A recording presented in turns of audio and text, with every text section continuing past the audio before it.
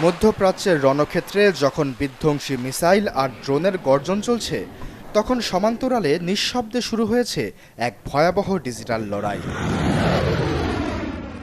সমর বিশেষজ্ঞরা সতর্ক করছেন, ইরান যুদ্ধের সংঘাতের ময়দান এখন আর কেবল ভৌগোলিক সীমানায় সীমাবদ্ধ নেই। আধুনিক যুদ্ধের এক বড় অংশ এখন দখল করে নিয়েছে সাইবার স্পেস, যার সরাসরি লক্ষ্যবস্তু হয়ে উঠতে পারে আপনার হাতের স্মার্টফোনটি।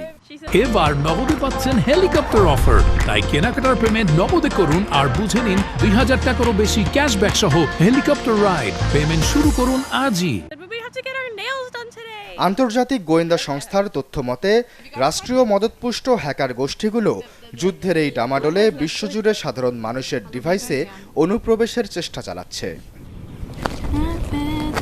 অবশ্য অদৃশ্য যুদ্ধের প্রধান হাতিয়ার হলো তথ্য, বিশেষ করে যুদ্ধ সংক্রান্ত ব্রেকিং নিউজ, এক্সক্লুসিভ ফুটেজ কিংবা লাইভ ম্যাপ দেখার প্রলোভন দেখিয়ে বিভিন্ন সোশ্যাল মিডিয়া প্ল্যাটফর্মে ক্ষতিকর লিঙ্ক ছড়িয়ে দেওয়া হচ্ছে।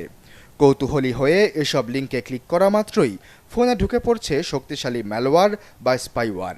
একবার ফোনে জায়গা করে নিতে পারলে এই ভাইরাসগুলো আপনার অজান্তেই ব্যক্তিগত ছবি, ভিডিও এবং সবচেয়ে গুরুত্বপূর্ণভাবে ব্যাংকিং তথ্য হাতিয়ে নিতে সক্ষম। এমনকি আপনার ফোনের ক্যামেরা বা মাইক্রোফোন ব্যবহার করে হ্যাকাররা আপনার ব্যক্তিগত আলাপচারিতাও আড়ি পেতে শুনতে পারে। বিশ্লেষকদের মতে, সাইবার যুদ্ধের এই কৌশলে কেবল তথ্য চুরি উদ্দেশ্য নয়, বরং জনমনে আতঙ্ক সৃষ্টি এবং দেশের অর্থনৈতিক ব্যবস্থায় অস্থিরতা তৈরি করাও বড় লক্ষ্য। একটি ভুল লিঙ্কে ক্লিক করার মাধ্যমে আপনি অজান্তেই কোনো বৃহৎ সাইবার আক্রমণের অংশ হয়ে যেতে পারেন। তাই বর্তমান বৈশ্বিক পরিস্থিতিতে ডিজিটাল নিরাপত্তার বিষয়টি এখন আর কেবল বিলাসিতা নয়, বরং অপরিহার্য হয়ে দাঁড়িয়েছে। অপরিচিত কোনো উৎস থেকে আসা খবর যাচাই না করে শেয়ার করা কিংবা সন্দেহজনক অ্যাপ ডাউনলোড করার ক্ষেত্রে সর্বোচ্চ সতর্কতা প্রয়োজন।